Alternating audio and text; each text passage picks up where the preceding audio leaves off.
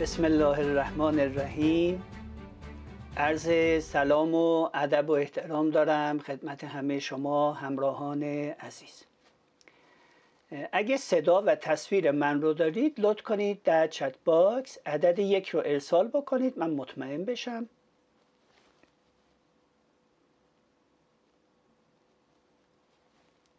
بسیار خوب.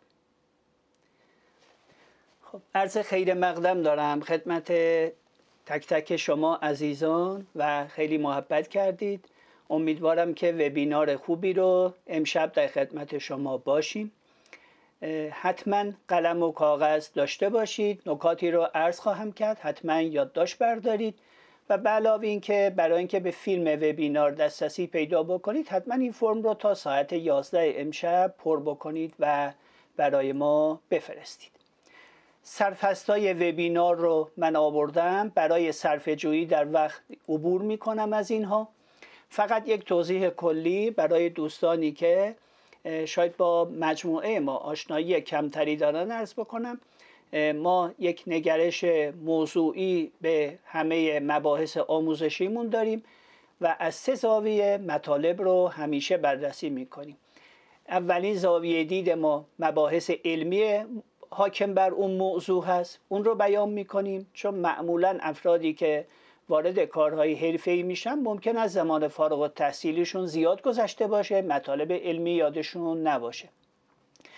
زاویه دوم از بحث مسائل کاربردی و فنی حاکم بر اون موضوع هست که شامل هندبوک ها میشه، اطلاعاتی که در هندبوک ها هست، در استانداردها هست و به علاوه این که همه اون مواردی که در بازار کار برای اون موضوع هست رو بیان میکنیم. و زاویه سوم ضوابط الزام آور برای اون موضوع هست، مانند مقررات ملی ساختمان و هر نوع ضابطه‌ای که رعایت اون برای یک فردی که حرفه‌ای داره کار میکنه ضروریه. این 3 تا زاویه دید به ما کمک میکنه عمق یادگیری ما بیشتر بشه.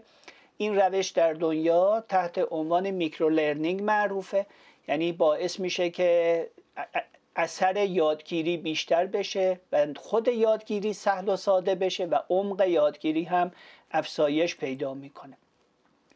در موضوعی که ما بررسی میکنیم نمونه سوال ها رو هم معمولا بعد از اینکه اون مطلب رو بحث کردیم بیان میکنیم و همزمان با شما با نمونه سوال هم آشنا میشین. در واقع شعار ما اینه، ما به جای اینکه به شما اطلاعات بدیم یک روش میدیم، یک متدولوژی میدیم و بر اساس اون متدولوژی است که شما هر نوع مطلبی رو میتونید یاد بگیرید. ما تا الان آموزش هایی که ارائه کردیم 13 درس رو در قالب بسته ارتین خدمتتون ارائه دادیم. اگه به موضوعات درسی مسلطید میتونید اون درس رو نخونید، وقتتون تلف نشه و عبور کنید، و یا اگه علاقه‌مندید کامل مطالعه کنید میتونید هم تک درس تهیه کنید هم بسته رو تهیه بکنید. بسته دوم ما شامل 7 درسه و امروز بسته سوممون تکمیل میشه با درس 23 که معرفی خواهم کرد خدمتتون. 3 تا بسته آموزشی رو تا الان ارائه کردیم.